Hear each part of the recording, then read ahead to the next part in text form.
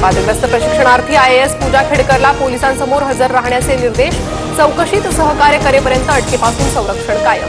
खेडकरची आतापर्यंत ठोस चौकशी झालेली नाही. न्यायालयाचं निरीक्षण.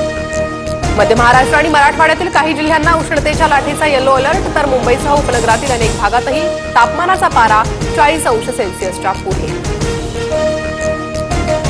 विदर्भात उष्णतेची तीव्र लाट कायम. चंद्रपूरचं तापमान देशात सर्वोच्च तर जगात चौथ्या क्रमांकावर. चंद्रपुरात 44.6 अंश तापमानाची नोंद. दुपारच्या सुमारास शहरातील रस्ते निर्मनुष्य.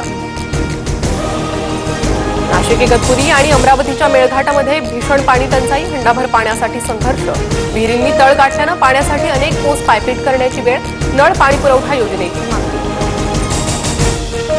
महाराष्ट्रावर पाणी टंचाईचं महासंकट. 16 जिल्ह्यांमध्ये अनेक गावात 478 टँकर्सद्वारे पाणी पुरवठा.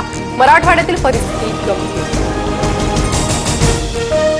बुलढाण्याच्या शेगावातील नखगळतीची केंद्र सरकारकडून दखल. तपासणीसाठी आरोग्य विभागाचं पथक बोंडगावात दाखल. बाधित रुग्णांची विचारपूस. शेगावात नखगळतीची आतापर्यंत 56 प्रकरणं.